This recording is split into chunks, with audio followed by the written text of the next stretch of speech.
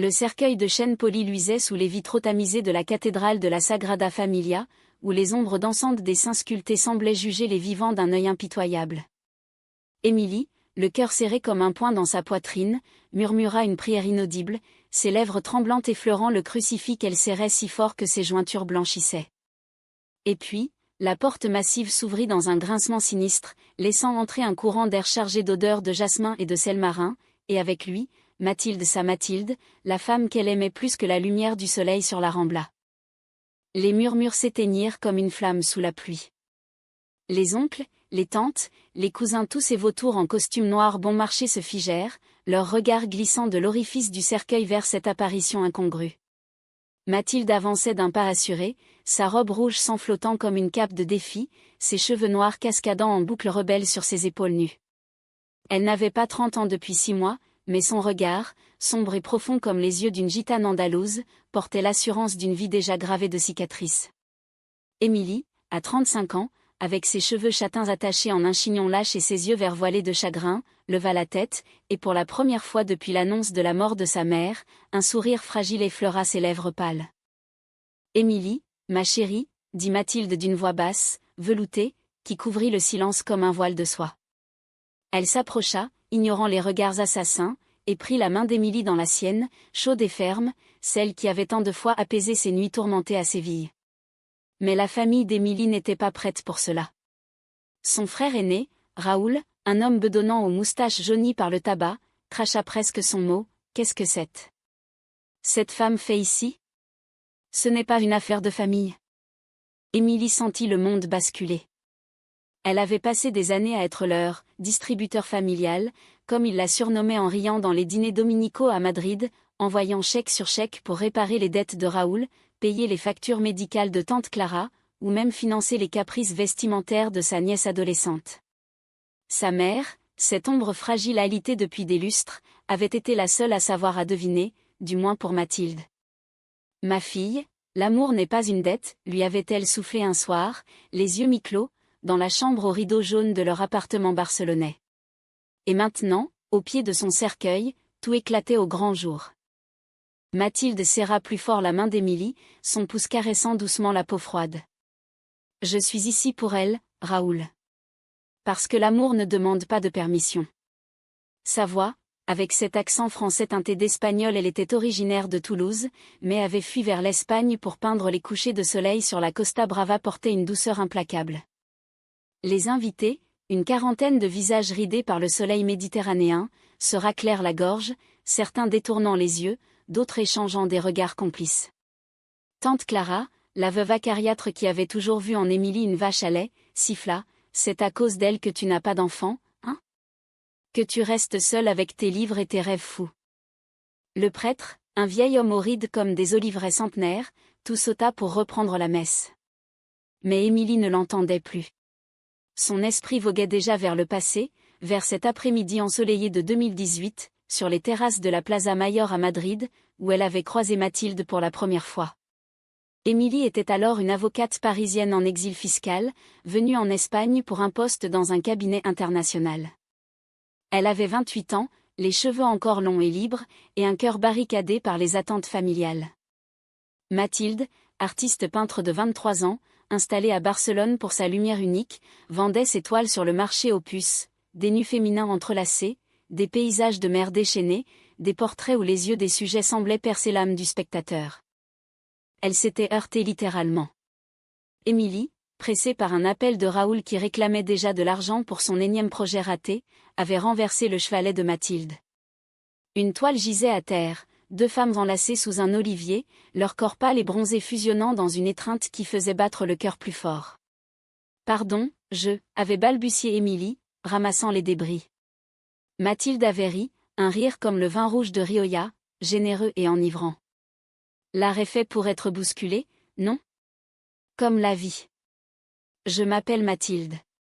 Et toi ? De là était né tout. Des cafés tardifs sur la Grand Via, où Mathilde parlait de son enfance dans les vignobles gascons, de sa mère décédée trop tôt d'un cancer, et de son refus des chaînes hétéronormatives. Émilie, élevée dans une famille catholique espagnole-française hybride père mort jeune, mère veuve acariâtre confiait ses doutes, l'amour pour les femmes, qu'elle avait toujours nié, refoulé sous des couches de réussite professionnelle et de générosité forcée envers sa fratrie. Tu es comme un distributeur, Émilie, lui avait dit Mathilde un soir, les jambes entremêlées sur un lit au drap froissé dans un petit appartement de Gracia. Mais qui te remplit, toi? Leur romance s'était épanouie comme une vigne sous le soleil andalou. Des escapades à Grenade, où elle dansait le flamenco dans des caves enfumées, les hanches se frôlant au rythme des guitares gitanes. Des nuits à Séville, allongées sur les toits terrasses, comptant les étoiles filantes au-dessus de El Alcázar. Mathilde peignait Émilie, son corps nu baigné dans la lumière dorée du matin, ses courbes généreuses hanches larges, sein plein capturé avec une tendresse qui faisait rougir Émilie. Tu es ma muse, mi amor, murmurait Mathilde, son pinceau traçant des lignes invisibles sur la peau encore chaude de l'amour. Mais la famille rôdait toujours. Raoul appelait, maman a besoin d'une opération, Émilie. Tu sais, avec ton salaire. Et Émilie payait, encore et encore, se privant de voyages, de toiles, de ces petits riens qui font la joie. Mathilde protestait doucement, laisse-les se débrouiller. Nous deux, c'est nous. Pourtant, Émilie cédait, par culpabilité, par habitude, par cet amour filial tordu qui la rongeait comme un ver dans une pomme mûre. Retour au présent, dans la cathédrale où l'orgue entonnait un requiem lancinant. La messe se poursuivait, mais l'air était chargé de fiel. Après la bénédiction, au cimetière de Montjuic, sous les cyprès centenaires qui bruissaient comme des pleureuses, la famille se regroupa autour de la tombe fraîchement creusée. Émilie, soutenue par Mathilde, jetait une rose blanche sur le cercueil qui descendait lentement dans la terre ocre. Raoul s'approcha, son haleine aigre de pastis. « Écoute, petite sœur, maintenant que maman est partie, on doit parler affaires. L'héritage. Et tes contributions habituelles. » Mathilde se raidit. Assez, Raoul. Émilie n'est pas votre Bancoma. Les mots claquèrent comme un fouet. Tante Clara porta la main à sa poitrine. Quelle insolence! Cette lesbienne qui corrompt notre sang. Les cousins hochèrent la tête, un cœur de jugement muet. Émilie sentit les larmes monter, non plus pour sa mère, mais pour cette fracture béante qui s'ouvrait sous ses pieds. Ce soir-là, dans leur appartement de l'Exemple, aux murs tapissés de toiles de Mathilde des marines tourmentées, des portraits d'Émilie endormies, elles s'effondrèrent sur le canapé en velours usé. Mathilde versa du vin de priorat dans des verres ébréchés. « Raconte-moi tout, depuis le début. Pourquoi tu les laisses te traiter comme ça ?» Émilie, la tête sur l'épaule de sa compagne, laissa couler les mots comme un torrent. Son enfance à Madrid, dans un appartement exigu du quartier de Malazana, où sa mère tricotait des pulls trop grands pour masquer la pauvreté. Son père, ingénieur, mort dans un accident de chantier quand elle avait 10 ans. Raoul, l'aîné, qui avait abandonné l'université pour des rêves de grandeur, toujours à un chèque de la ruine. Ils m'ont élevée pour être forte, Mathilde. Pour porter. Mais toi, tu me fais voler. Mathilde l'embrassa, un baiser lent, salé de larmes, qui descendit le long de la mâchoire, du cou, jusqu'au sein qui se soulevait sous la robe noire défaite. Leurs corps se connaissaient par cœur, les courbes de Mathilde, mince et athlétique des heures passées à peindre debout, contre les formes plus douces d'Émilie, nourries de lecture et de vin. Elles firent l'amour là, sur le tapis perçant aux motifs floraux, avec une urgence qui effaçait le deuil, les murmures, les dettes. « Je t'aime, halta Mathilde, ses doigts s'enfonçant dans les hanches d'Émilie. Et demain, on affronte ça ensemble. » Mais le lendemain apporta la tempête. Un appel de Raoul. « Viens à la maison familiale, Émilie. On lit le testament.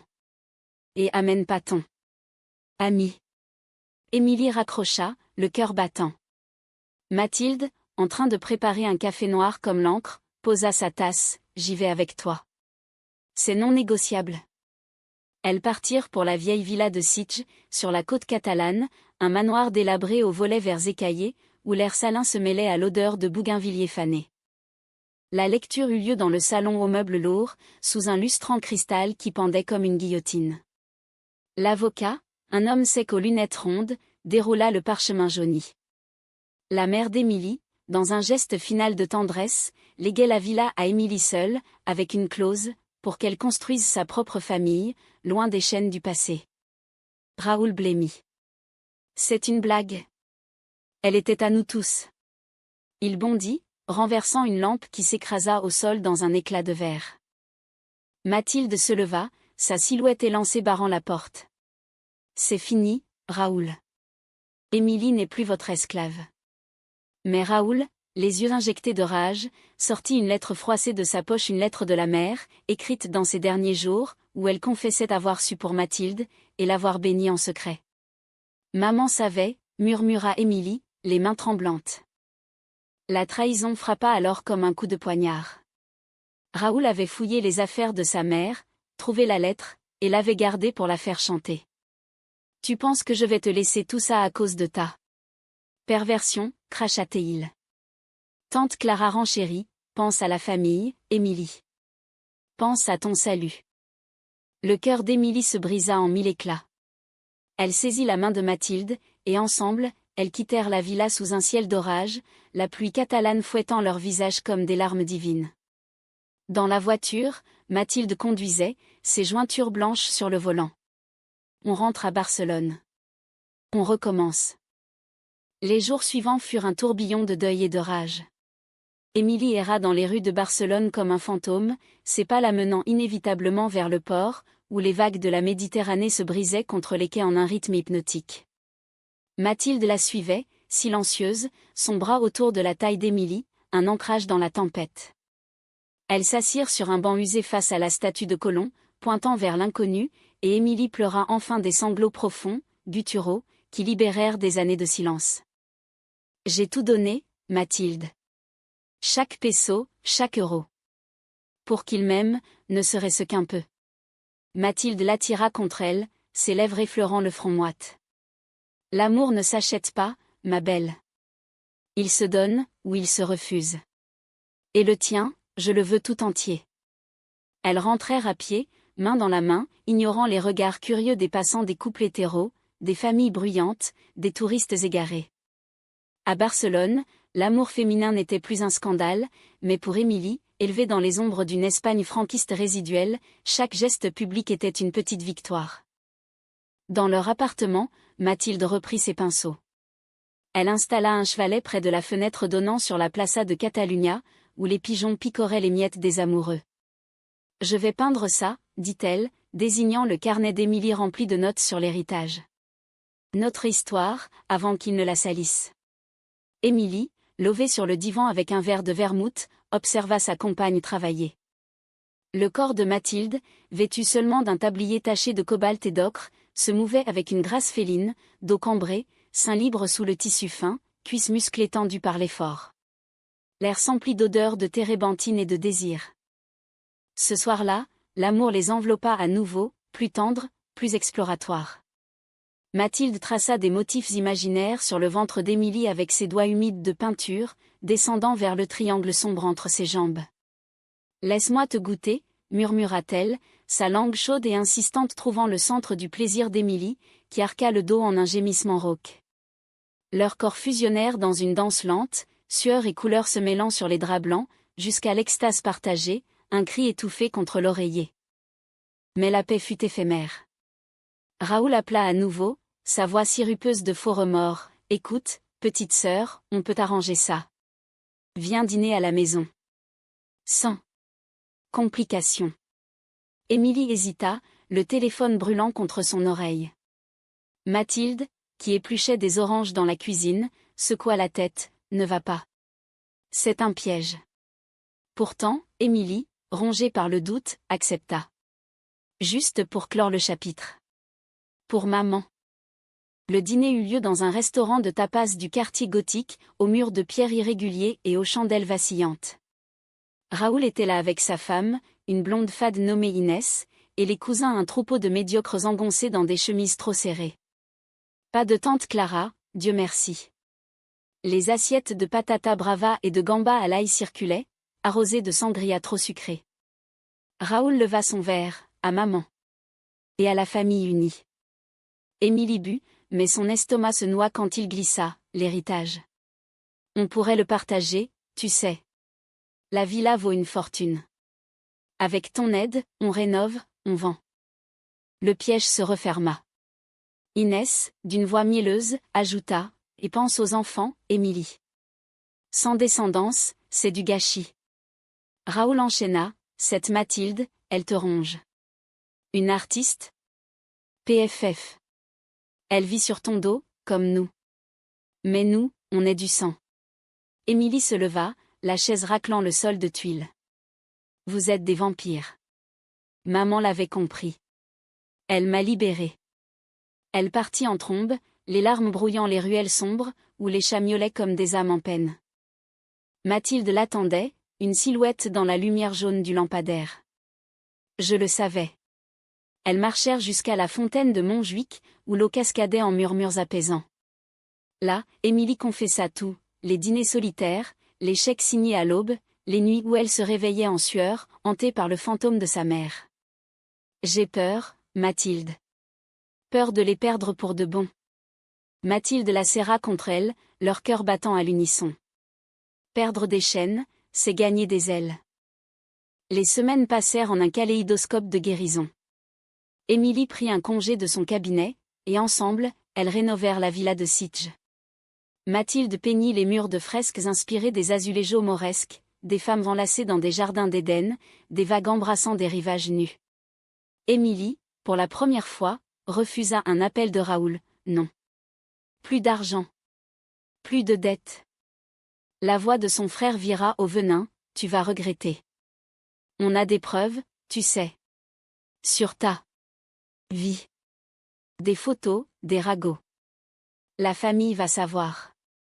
La menace plana comme un nuage noir. Émilie, anxieuse, fouilla les souvenirs, des soirées à Ibiza, où elles avaient dansé jusqu'à l'aube, corps contre corps sous les lasers, des week-ends à Valence, nues sur des plages désertes. Mathilde, pragmatique, contacta un avocat ironie du sort, un collègue d'Émilie. Il bluffe. Mais préparons-nous. Le conflit éclata lors d'une réception familiale improvisée, un « hommage à maman », selon Raoul, mais en réalité un guet-apens. La villa, encore en travaux, bruissait de voix et d'odeurs de paella fumante. Émilie et Mathilde arrivèrent main dans la main, défiant l'évidence. Les invités, une cinquantaine, venus des quatre coins d'Espagne, se turent. Raoul, au centre de la cour intérieure, brandit un téléphone. « Regardez ça. Notre Émilie, la sainte, en train de... » Une vidéo granuleuse apparut, elle deux, embrassées sur une terrasse de Grenade, silhouette floue mais reconnaissable.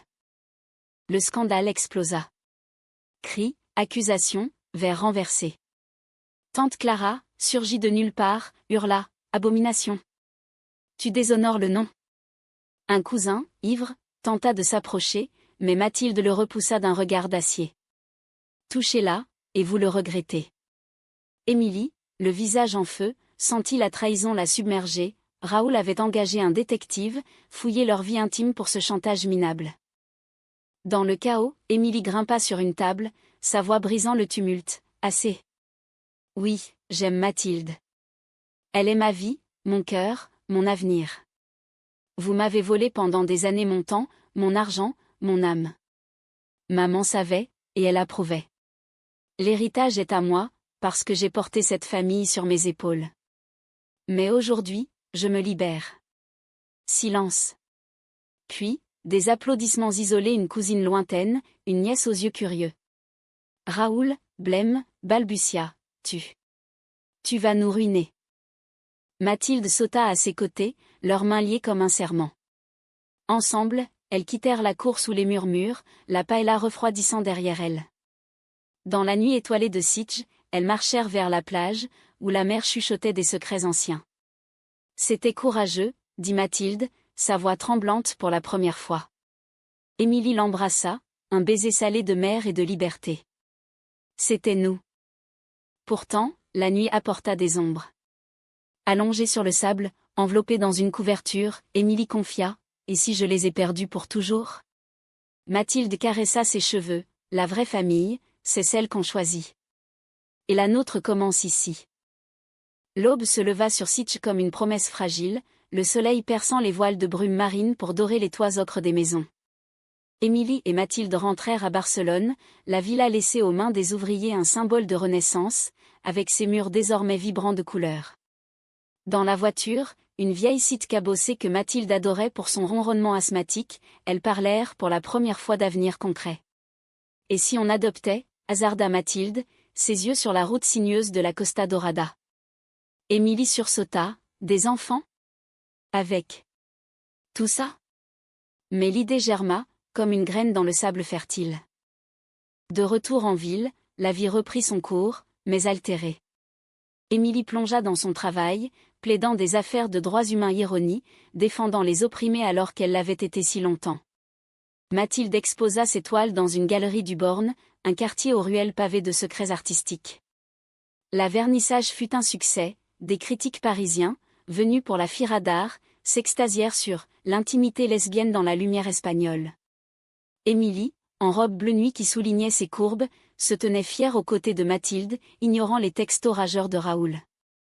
Mais la famille ne lâchait pas. Une lettre arriva, manuscrite, de tante Clara, « Repens-toi, ou Dieu te maudira ». L'héritage est souillé. Émilie la brûla dans l'évier, les flammes dansant comme des démons joyeux. Mathilde, pragmatique, suggéra, parlons-leur une dernière fois. Pour clore.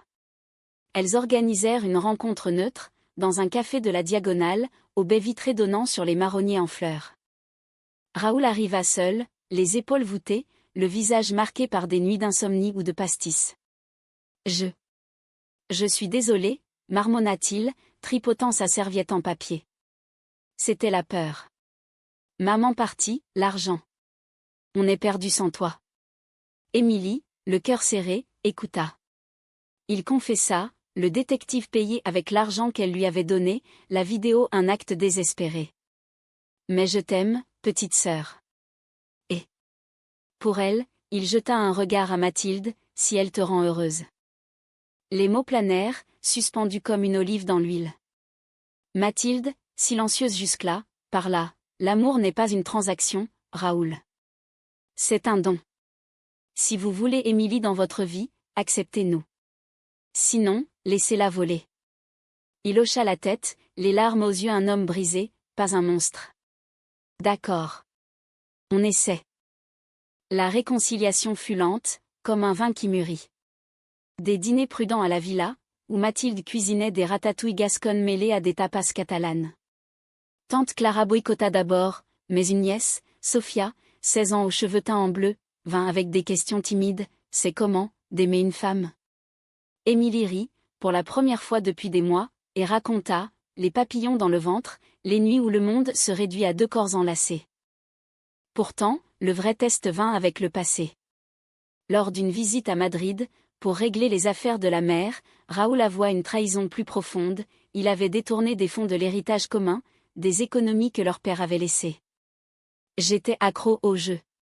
Les casinos de Marbella. Émilie, frappée, sentit la colère remonter. Tu m'as volé? Pendant que je payais pour toi? Mathilde intervint, pas de violence. Répare.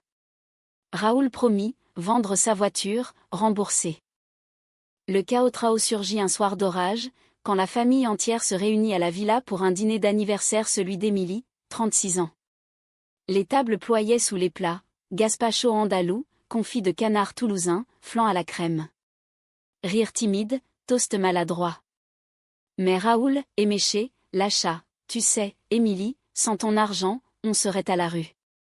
Mais avec ta amie, t'es riche en amour, hein? Le ton moqueur brisa la glace fragile. Tante Clara renchérit, c'est du vice, pas de l'amour. Pense à l'enfer. Émilie se leva, sa chaise tombant en arrière.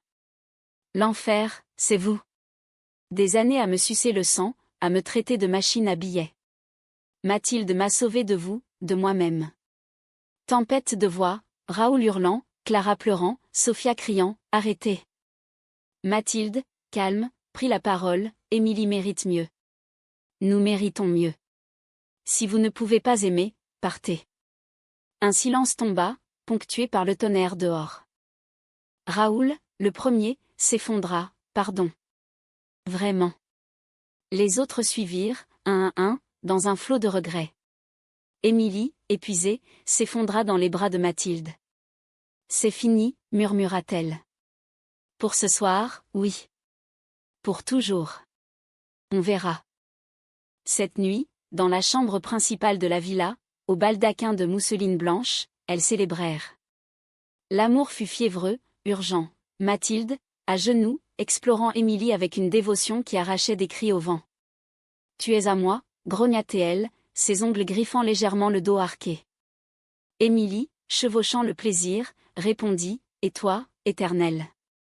L'orgasme les frappa comme l'orage, libérateur. Les mois suivants tissèrent un nouveau tissu. Émilie et Mathilde lancèrent une fondation avec l'héritage, aide aux familles LGBT en Espagne, bourse pour artistes queer. Raoul travailla pour elle, gérant les comptes pour racheter sa dette. Tante Clara, adoucie par une crise cardiaque, envoya une carte « Dieu pardonne ». Moi aussi. Mais le deuil persistait, un voile subtil. Émilie visitait la tombe de sa mère seule, déposant des lys blancs et murmurant « J'ai choisi l'amour, maman. » Merci. Mathilde l'attendait dehors, un sourire patient.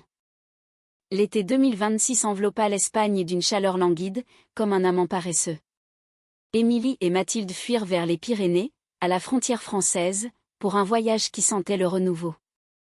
Elles louèrent une masse catalan perchée sur une colline, entourée de lavande et de thym, où l'air embaumait la liberté.